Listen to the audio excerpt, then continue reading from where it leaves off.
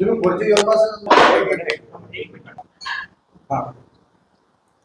भीम सर्वांना.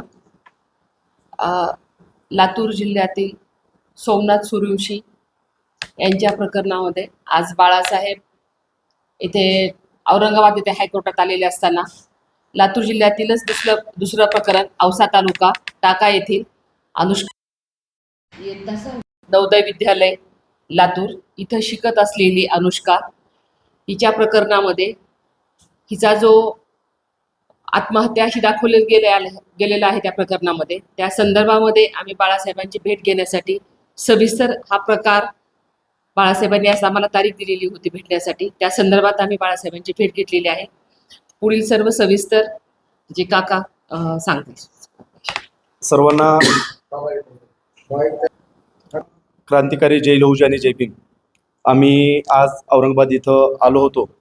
आदरणीय ताई आमच्यासोबत होत्या, साहेबांची भेट होती आणि अत्यंत गंभीर स्वरूपाचा जो गुन्हा दाखल करायला पाहिजे होता तो दाखल न करता या प्रकरणाला वेगळं वळण दिलं आहे अशी तक्रार घेऊन आम्ही साहेबांकडे आलो होतो आणि साहेबांनी याच्यामध्ये आम्हाला बरंचसं मार्गदर्शन केलं आहे. मुळात हे प्रकरण झालं ज्या दिवशी आपण सर्वजण सावित्रीबाई फुले यांची जयंती साजरी करत होतो, त्याच्या आदल्या रात्री नवोदय विद्यालयाचे केंद्र शासनाचं आहे, त्याच्यामध्ये शिकणारी मातंग समाजाची मुलगी 18,500 फॉर्म त्या ठिकाणी दाखल झाले होते आणि त्याच्यातून 80 विद्यार्थी निवडतात आणि त्याच्यातून टॉप हाय रँकमध्ये आलेली ही मुलगी त्या ठिकाणी जुलैमध्ये नवोदय विद्यालय जवाहर नवोदय विद्यालय लातूर या ठिकाणी दाखल झाली आणि अवघ्या 6 महिन्यामध्ये त्या ठिकाणच्या प्रशासनानं त्या मुलीचा बळी घेऊन आत्महत्येचं स्वरूप देऊन परस्पर हा तपास वेगळ्या दिशेने जावा असे प्रयत्न केलेले आहेत. मी काही या ठिकाणी तुम्हाला फोटो दाखवतो. हे फोटो आहेत त्या मुलीच्या त्या दिवसाच्या सकाळी 8:14 त्या ठिकाणची जी नर्स आहे चंदना उदमल या नावाच्या नर्सनं हा काढलेला फोटो आहे. हा डबल बेड आहे. ह्या डबल बेडवर ह्या अशा पद्धतीने ह्या मुलीचा मृतदेह त्या ठिकाणी होता असा आम्हाला तिच्या मोबाईलमधून प्रिन्सिपलच्या मोबाईलच्या मार्फत आम्हाला भेटलेली फोटो आहे. त्याच्यानंतर हा दुसरा फोटो आहे की याच्यामध्ये या ठिकाणी एक गाठ मारलेली आहे आणि गोल राऊंड मारून पाठीमागे गाठ मारलेली आहे. की अशा पद्धतीची फाशी आपण याच्या आधी कधी कोणी पाहिली आहे का किंवा ही फाशी आहे का असा माझा प्रश्न आहे तुम्हा सगळ्यांना. सर्व जनतेच्या समोर आम्ही हे प्रकरण घेऊन येण्याचं कारण असं आहे की बऱ्याचशा गोष्टी दाब दडपशाही या प्रकरणामध्ये आता चालू झालेली आहे. हा एक फोटो पहा. त्याच्यानंतर हा फोटो आहे PM रूम मधला. हिच्या या ठिकाणी स्वेलिंग आलं होतं, सूज आली होती. इनक्वेस्ट पंचनाम्यामध्येही या गोष्टीचा उल्लेख आहे. त्याच्यानंतर हा एक फोटो आहे तिच्या हाताला, इथं तुम्ही पाहाल तर काळं निळं झालेलं आहे. अशा पद्धतीचे फ्रॅक्चर्स वगैरे आहेत. हा तिच्या उजव्या हाताचा फोटो आहे. मुळात हे प्रकरण खुनाचं असताना ह्या प्रकरणामध्ये त्या जिल्ह्याच्या पदसिद्ध ज्या जिल्हा अधिकारी आहेत ह्या जवाहर नवोदय विद्यालयाच्या पदसिद्ध अध्यक्ष आहेत आणि 2 महिने आम्ही या प्रकरणामध्ये त्यांना वेळ देऊनही 1 महिन्यापेक्षा जास्त काळ आम्ही त्यांच्याकडून न्यायाची अपेक्षा केल्यानंतर आज आम्ही या ठिकाणी आलो. आमचं सरळ म्हणणं आहे की मॅडम ज्या आहेत जिल्हाधिकारी मॅडम यांचं रेकॉर्ड स्वच्छ ठेवण्यासाठी हा जो तपास आहे जो SIT कडे आहे, पण त्या SIT मध्ये जे टीम मेंबर्स आहेत, काम करणारे जे तपास अधिकारी आहेत हे लोकल पोलीस स्टेशनचे आहेत, ते कसल्याही पद्धतीने आम्हाला सपोर्ट करत नाही आहेत आणि एकंदरीत हे सगळं प्रकरण पाहता ह्याच्यामध्ये मॅडम हे प्रकरण दुसऱ्या दिशेनं घेऊन जात आहेत का असा दाट संशय निर्माण होतो. याचा संशय निर्माण होण्याचं अजून एक कारण असं आहे की ज्या आरोपींना अटक झाली आहे त्या सांगत आहेत की 2 आरोपी अटकेमध्ये आहेत, पण त्या जवाहर नवोदय विद्यालयाच्या नाही तर त्या कॉन्ट्रॅक्ट बेसवर घेतलेल्या आहेत. त्या शाळेची स्टाफ नर्स आहे उदमल चंदना, प्रोफेशनल नर्स आहे. केंद्र शासनाने हिला अपॉइंटमेंट केलंच असेल तर तिचं काहीतरी सर्टिफिकेट तिच्याकडे असेल. माझा हाच प्रश्न तुम्हा सर्वांनी तिला विचारा की ही बॉडी आता ह्या परिस्थितीमध्ये जिवंत आहे का? मग अशा सिच्युएशनला तुम्ही CPR कसा काय देऊ शकता? मुळात चंदना मॅडमचं काम काय होतं की हे प्रिन्सिपलला सांगणे, प्रिन्सिपलचं काम होतं की जिल्हाधिकारी यांना कळवणे, जिल्हाधिकाऱ्यांनी त्या ठिकाणी पोलीस डिपार्टमेंट पाठवून शाळा प्रशासनाने 112ला फोन करून शाळा त्या ठिकाणी पोलीस डिपार्टमेंटला स्पॉट पंचनामा झाला पाहिजे होता, पण हा स्पॉट पंचनामा होऊ नये, त्या ठिकाणी फॉरेन्सिकला काही सापडू नये की काय असा आम्हाला संशय आला आणि त्या पद्धतीने त्यांनी सगळं काम केलेलं आहे. हा त्यांनी परस्पर फोटो, हा जो दिसत आहे ही बॉडी त्यांनी उचलली, डायरेक्ट ही बॉडी घेऊन गेले ते PM हॉलकडे गव्हर्नमेंट हॉस्पिटलला. त्या ठिकाणी आई वडिलांना फोन केले की तुम्ही या, तुमच्या मुलीला आजारीपणामुळे आम्ही या ठिकाणी दाखल केलेलं आहे.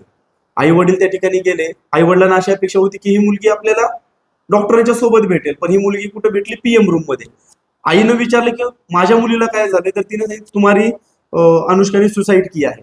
आणि जो टॉवेल या ठिकाणी दिसत हा टॉवेल ती लपवण्याचा प्रयत्न करत होती. हिच्या आईनं तो टॉवेल हिसकाटून घेतल्यानंतर चंदना उदमल, गणेश ठाकूर, वारे, जे कोणी या संबंधित लोक त्या ठिकाणी हॉस्पिटलमध्ये तिला घेऊन गेले होते, हे सगळेजण त्या ठिकाणून गायब झाले, बेपत्ता झाले. कुणीही यांना सायंकाळी 5 वाजेपर्यंत संबंधित शिक्षक असेल, कर्मचारी असेल, वॉचमॅन असेल, कुणीही शाळेमध्ये नव्हता. 200 ते 250 पोलीस होते.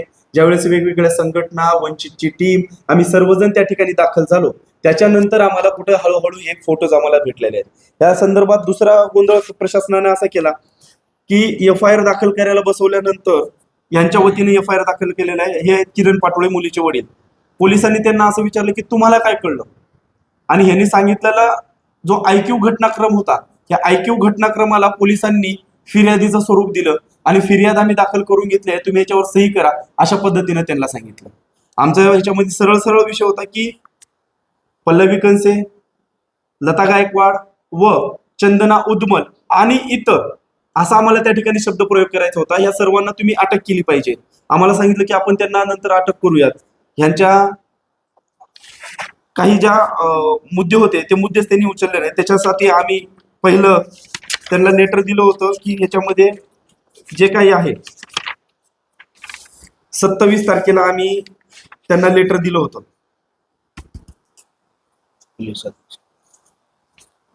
पोलीस अधीक्षक कार्यालयात SIT स्थापन झाल्यानंतर की ह्या स्वरूपाचे जे गुन्हे आहेत त्या अँगलने ह्याचा तपास व्हावा. त्याच्यानंतर आम्ही दुसरं दिलं होतं 2 तारखेला. त्याच्यानंतर आम्ही तिसरं लेटर हे जे आहे ते 24 तारखेला दिलं आणि याच्यामध्ये उपोषणाला जर हा पंचनामा किंवा या सगळ्या गोष्टी 183 नुसार जबाब घेऊन ज्या त्रुटी, इथं आमचं म्हणणं जे आहे ते तुम्ही पहिलं ऐकलं पाहिजे, त्या दृष्टिकोनातून तपास केला पाहिजे. संबंधित जे कुणी कर्मचारी आहेत ते अरेरावीची भाषा करत आहेत, टवाळखोरासारखं त्यांचं वागणं आहे. कसल्याही पद्धतीनं परिवाराला विश्वासामध्ये घेतलं जात नाहीये, कसल्याही पद्धतीनं त्यांना सहानुभूती तर सोडच, पण त्यांना माहितीही दिली जात नाहीये. मग ह्या सगळ्याच्या पाठीमागं काय आहे? याच्या ज्या अधिकारी आहेत, जिल्हाध्यक्ष आहेत, यांच्यावर अॅट्रॉसिटीच्या कलम अंतर्गत 4 अंतर्गत त्यांच्यावर गुन्हा दाखल होणे महत्वाचं आहे. तोही गुन्हा दाखल करून घेतला जात नाहीये. तुम्ही आरोपी केला, पण कोण आहेत? कॉन्ट्रॅक्ट बेसिकवरचे आहेत ते. तुमच्या शाळेच्या नर्स असतील, त्या ठिकाणचे कर्मचारी असतील, यांना त्या ठिकाणी त्यांनी आरोपी केलं पाहिजे, कारण यांनी गुन्हा केलाय. त्या मुलीचं 238 अंतर्गत त्यांनी त्या ठिकाणी पुरावे नष्ट करण्याचा प्रयत्न केलाय. ह्याची तक्रार आम्ही मागासवर्ग आयोगाकडे केली होती. हे त्याचं लेटर आहे. त्याच्यामध्ये त्यांनी, तुम्ही इथं पाहाल, 15 दिवसामध्ये त्यांना रिपोर्टिंग करायला सांगितली होती. अजूनपर्यंत काही झाली नाही, किंवा झाली आहे की काय की नाही याच्या पद्धतीचं परिवाराला काही सांगितलं नाही. त्या ठिकाणी ग्राउंडच्या पोलिसांचं जर वागणं आहे ते पाहता पहिल्या क्षणापासून हे प्रकरण फक्त आत्महत्या आहे, आत्महत्या अशा पद्धतीचं आहे. पोलीस ठरवणार कोण आहेत आत्महत्या आहे की नाही? तपास केला पाहिजे, तपास झाला पाहिजे, तपासाच्या अंती जे काही सत्य आहे ते समोर आलं पाहिजे, ही आमची मागणी आहे. याच्यानंतर आमची दुसरी मागणी होती की 103च्या दृष्टिकोनातून तपास झाला पाहिजे. BNS 103च्या अंतर्गत ह्याचा तपास झाला पाहिजे. तोही होताना दिसत नाही. SITची टीम आहे, पण SIT आम्हाला कुठल्याही पद्धतीने विश्वासात घेत नाहीये.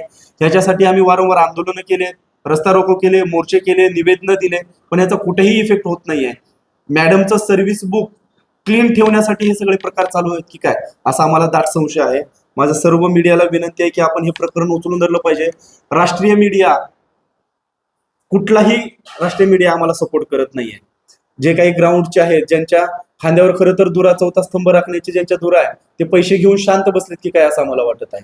TV9 असेल, ABP माझा असेल, किंवा जे बाकीचं 17-18 चॅनल आहेत, त्या एकाही चॅनल आमच्याकडे आलं नाही. लोकलचे जे चॅनल आहेत आमचे, जे समाज बांधवून ही धुरा सांभाळत आहेत, त्या समाज बांधवाच्या माध्यमातून हे आहे. म्हणजे याच्यामध्ये हे प्रकरण पूर्ण महाराष्ट्रामध्ये पोहोचू द्यायचं नाही की काय, पहिल्या दिवसापासून येत नाही.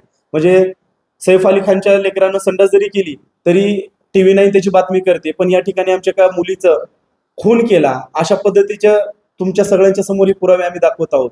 तरी त्याची एक बातमी इथल्या लोकल मीडिया सोडून कुणी दाखवली नाही. पेपरमध्ये राष्ट्रीयकृत मीडियानं कुठेही छापून झालं नाही.